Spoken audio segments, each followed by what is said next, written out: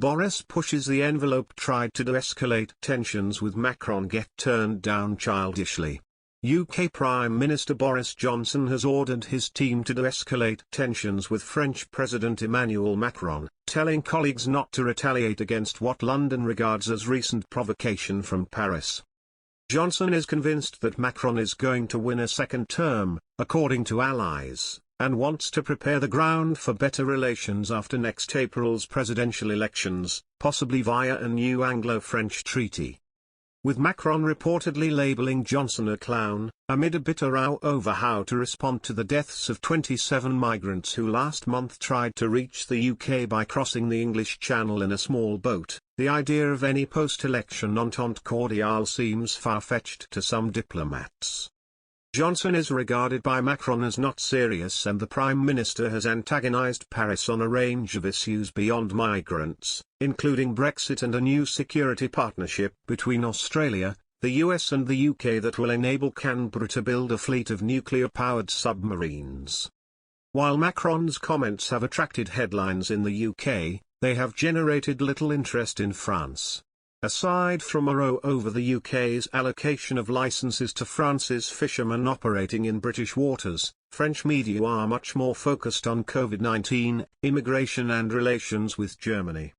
Sir Peter Westmacott, Britain's former ambassador to Paris, said, "I don't think the French are nearly as obsessed about what goes on in Britain as we are about what's happening in France. I don't think it wins Macron votes."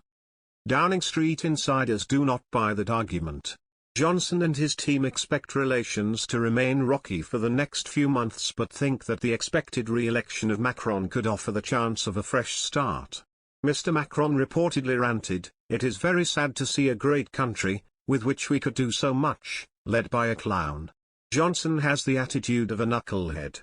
Social media went wild with Britons across the nation condemning the French president for his comments, which were reportedly made a day after 27 migrants drowned in the English Channel.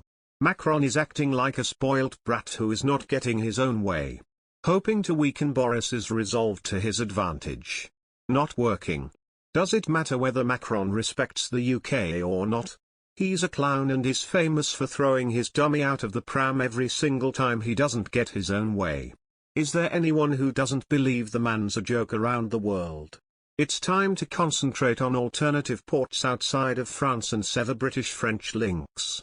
Boris the Bulldog could have Macron the Mouse for breakfast any time. Business Minister George Freeman said Mr. Macron's comments were unhelpful. He added, "I think we are into pantomime season, aren't we? And there is a French election coming. It is a pretty unhelpful word. Of course, the Prime Minister isn't a clown, he is the elected Prime Minister of this country with a very big mandate." Tensions between France and the UK have been on delicate ground for years, as Mr. Macron is an outspoken critic of Brexit. The fishing row over licenses is also ongoing, while the Northern Ireland Protocol is still being debated, and life-threatening migrant crossings from France have risen exponentially. When asked whether Mr. Johnson and Mr. Macron can salvage their relationship, 80% of voters said they will not be able to, 5% said they can, and 15% were not sure. One voter, Zinke, said, "The question isn't, can we salvage our relationship with France? The real question is, do we want to?"